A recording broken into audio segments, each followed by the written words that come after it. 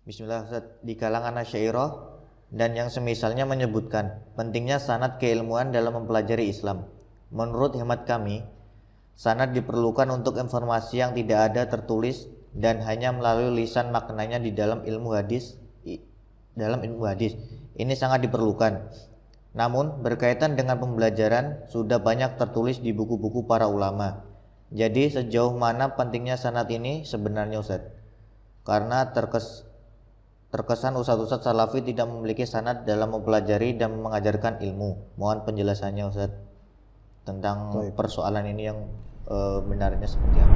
Yang mungkin lebih berhak menjelaskan adalah beberapa rekan kita yang memang memiliki kepakaran dalam ilmu sanad, ya, seperti Ustadz Rikrik Aulia Rahman dan lainnya, ya. Mereka dan juga beberapa asatidzah yang memiliki sanad banyak untuk beberapa matan kitab dan juga beberapa qiraat.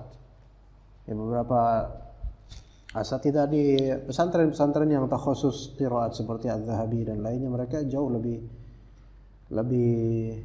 layak untuk menjelaskan, ya, tentang masalah sanad. Tetapi boleh kita sebut secara global saja, dan ini Anda minta dikoreksi jika ada kesalahan. Sanad itu kan adalah sanad ilmi adalah mata rantai ilmu, ya. Ketika saudara-saudara kita dari kalangan Asy'ariyah mereka membicarakan tentang sanad, itu ada beberapa model yang mereka maksud. Tergantung siapa yang mengatakan seperti itu. Ya, rata-rata kan mengkritisi anak-anak zaman sekarang atau asatidzah zaman sekarang dari kalangan salafiyin dengan masalah sanad. Kita nggak punya sanad dan seterusnya. Pertanyaan kita, sanad apa ini maksud? Kalau misalnya mengatakan itu adalah sebagian dari pengikut habaib atau habaibnya sendiri, rata-rata sanad yang dimaksud sanad kesufian, sufi. Ya. Sanad sufi. Ya, begitu. Tapi kalau yang dimaksud oleh beberapa asatidzah dari kalangan Asy'ariyah, sanad yang dimaksud, ya, ada yang mengatakan yang maksudnya sanad sufi, ada yang maksudnya adalah sanad keilmuan dari segi sanad yang musalsal kepada guru, atau sanad yang dimaksud adalah guru. Paham nggak maksudnya? Jadi ada 3 kemungkinan. Imma maksudnya sanad tasawuf, ya, dan itu mencakup beragam hal seperti zikir, seperti hizib tertentu atau riwayat tertentu dan seterusnya. Nah, itu tidak, kita nggak seperti itu, ya. Atau yang dimaksud adalah sanad musalsal untuk kitab tertentu, ya, diajarkan kemudian jadi muhadhar atau di daurah, maka ini bagus. Atau sanad yang dimaksud adalah guru, bukan sanad ijazah, enggak, guru, punya guru, sanad guru, yang mana gurunya tersebut juga diajarkan oleh gurunya, dan gurunya tersebut diajarkan oleh gurunya. Oh, ya. Dan gurunya tersebut nanti diajarkan oleh gurunya. Nah, nomor 2 dan 3 bagus. Kalau memang yang dikritisi adalah itu, bagus. Ya, cuman mengatakan atau menganggap bahwasanya asatidzah salafiyin tidak bersanad, yang mana maksudnya? Kalau yang sufi jelas tidak, yaitu batil. Tapi kalau misalnya tidak bersanad dalam artian sanad kitab Sahih Bukhari, sanad kitab Sahih Muslim, sanad kitab Sunan Nasa'i dan seterusnya, sebagian asatidzah kita punya sanadnya. Cuman mereka tidak pernah melampirkannya karena itu bukan hal yang primer dalam berdakwah. Bukan hal yang primer. Yang primer dalam berdakwah adalah kebenaran sesuai dengan hujjah dan dalil. Itu dulu. Ya, sanad itu amanah, bukan sebagai patokan kebenaran ataupun sebagai pajangan, bukan. Allah bukan. Itu tanggung jawab nanti. Tapi yang terpenting kebenaran. Betul, sanad itu penting, betul. Tetapi tidak semua yang memiliki sanad itu kompeten dalam mengajar, benar? Karena barangkali dia mengambil sanad semata. Mungkin niatnya belum tentu ikhlas, atau belajarnya ya sekedar sama'i, dan dia tidak belajar, tidak punya referensi. Sekarang misalnya antum dapat sanad, misalnya jangan yang terlalu Arba'in Nawawiyah, enggak, yang lebih klasik lagi. Misalnya sanad terhadap kitab misalnya Sahih Muslim, misal tebal lah. Kemudian Sahih Muslim tebal sekali itu. Dan ada daurah Sahih Muslim selama 10 hari. Antum hadiri itu. Dan siapa yang hadir sampai full akan mendapatkan ijazah sanad tertulis, tertandatangani oleh syekhnya. Tapi itu boleh, itu bagus sekali, masya Allah. Dan nanti akan tertulis di lauhah sanad itu, Anda punya sanad Muwatta Malik. Ya, dari semua masyayikh itu, dari sampai ya, tadi Sahih Muslim sampai Muslim bin Hajjaj itu nyambung, ya riwayatnya sampai syekh yang antum belajar di sana. Nah, antum hanya apa? Mendengarkan pembacaan dari syekh tersebut. Pun syekh itu mungkin menta'alik beberapa kalimat, khalas. Tapi syekh itu enggak memberikan istinbat hukum, enggak menjelaskan syuruhat yang mutawalah, enggak. Yang penting khatam kitab dapat sanad. Dan ini enggak masalah, bagus. Artinya antum telah mentahqiq Sahih Muslim di sini dengan sesuai dengan langsung pada guru yang bersanad. Itu sahih, bagus. Tetapi kemudian untuk mengajarkannya, apakah cukup antum bilang, saya bersanad loh, nih saya mau ngajar Sahih Muslim, tanpa harus mentadqiq lagi pelajaran dari syuruhat Sahih Muslim? Nggak bisa seperti itu, harus belajar lagi sampai dia benar dan mungkin dan juga dia paham terhadap apa yang dia ajarkan, gitu. Dan nggak harus hafal semua kitab Sahih Muslim ya. Nah sekarang kalau misalnya ternyata dia punya sanad tapi malah dia justru pemahamannya repot, ngawur, gimana? Dia punya sanad aqidah Thahawiyah misalnya, matan aqidah Thahawiyah. Namun ternyata dia berakidah apa? Maturidiyah. Menyimpang, bertentangan dengan apa yang disebutkan oleh beberapa hal dalam aqidah Thahawiyah. Walaupun dia punya sanad, tapi kalau misalnya salah dalam menjelaskan gimana? Jadi patokan pertama itu bukan sanad, tapi benar atau tidaknya. Sesuai atau tidaknya dengan manhaj salaf. Kalau dia punya sanad, alhamdulillah, dan kalau memang perlu sekali tampilkan. Kalau tidak perlu, tidak usah. Iya, begitu saja. Itu sanad keilmuan, ya mata rantai keilmuan dari sanad guru ke guru dan seterusnya. Dan itu penting, bagus. Hanya saja kepentingan tersebut adalah nomor sekian setelah kepentingan al-haq dan kebenaran. Begitu. Ya. Bahkan ketika orang hanya memperbanyak sanad kemudian dia malah justru menyimpang dari akidah yang benar, maka ini malah justru kesian. Ya, begitu. Tapi kemudian maksud yang ketiga.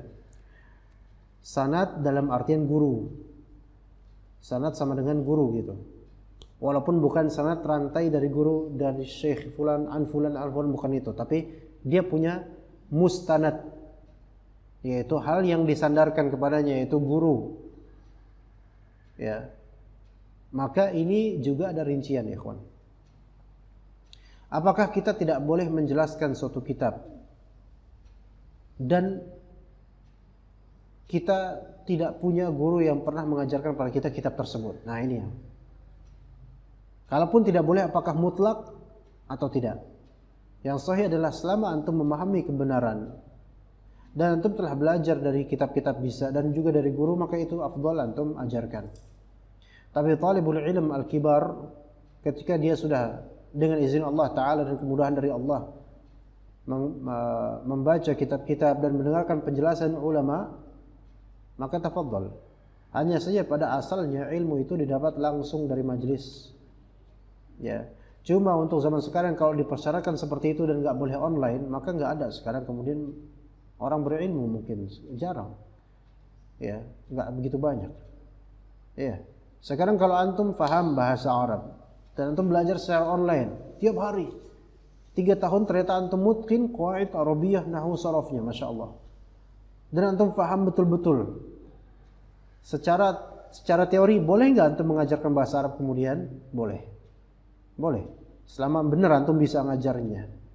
Tapi cukup di bidang itu saja, khalas. Enggak melampaui dari itu, karena antum belum belajar di lainnya. Begitu, cuma situ. Kemudian antum belajar di mana? Online sama guru-guru asatidzah yang mengajarkan bahasa Arab secara online, baik nahwu, shorof, percakapan, muhadatsah dan seterusnya. Nah, sanad antum di mana sekarang? Guru-guru tersebut. Secara online. Ada enggak bedanya dengan offline? Ada bedanya, cuman apakah dari segi keilmuan antum ada? Ada kalau antum sungguh-sungguh. Insyaallah ada. Ya. Dan sekarang perlu penyebaran bahasa Arab dan juga ilmu syar'i. Ya, kalau misalnya sanadnya adalah guru, maka kita semua punya guru, alhamdulillah. Dan kemudian apakah membaca itu bukan berarti menuntut ilmu? Membaca, mentadqiq bacaan adalah menuntut ilmu. Ulama-ulama zaman dulu juga banyak membaca, rajin membaca. Ya. Dan kalau misalnya antum membuat risalah atau ceramah, kajian, durus, muhadarah dan seterusnya, hasil dari banyak bacaan antum, selama antum punya usulnya dan pernah berguru pada ulama atau asatidzah dan punya akar-akarnya, dan sekarang antum berijtihad untuk merumuskan apa yang antum bacaan tersebut, maka ini baik, nggak masalah. Ya. Kalau kemudian ada pernyataan barang siapa yang gurunya adalah buku, maka lebih banyak salahnya, itu sahih, tetapi tidak mutlak. Ada kalanya seseorang belajar sama masyayikh sehari cuma 1 jam, tapi dia mutola'ah sehari bisa 6 jam. Lebih banyak mana ilmu yang didapat? Dari mutola'ah kitab. Selama dia talibul ilm kibar, udah berusia dan juga dia punya kafah ilmiah, ya, maka bedakan di sini. Ya, seseorang punya guru alhamdulillah bagus. Tapi yang alangkah baiknya dia punya beragam guru yang dia bisa memperluas cakrawalannya. Dan guru-guru itu mungkin dianggap sanadnya tafadhal sanadnya dia adalah guru-guru itu. Begitu. Nah, apakah kalangan salafiyin mereka enggak punya sanad? Untuk yang pertama tadi apa? Sufi, kita enggak akal sufi. Kedua, kalau sanad yang dimaksud adalah tasalsul sanad, rantai sanad dari fulan an fulan, sebagian asatidzah kita punya, hanya mereka tidak pernah mau menampakkannya. Karena itu bukan kebutuhan primer dalam berdakwah. Bahkan mereka khawatir terjadinya ujub dan semisal itu.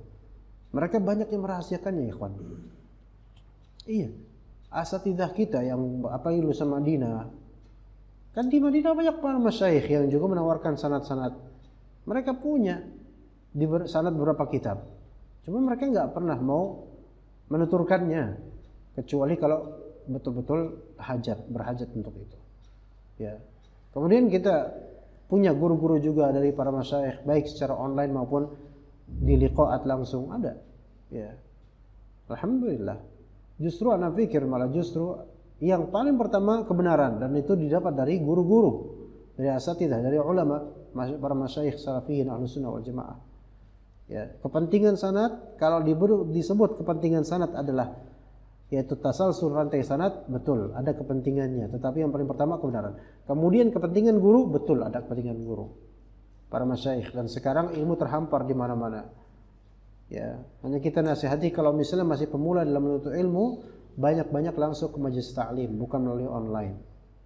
Gitu. Banyak-banyak majelis ta'lim. Tadi situ dia akan diajarkan adab dan juga bagaimana dalam majelis ilmu dia bisa ada contoh dan figur yang bisa dia tiru untuk mengajar pada waktunya nanti insyaallah. Begitu, ya.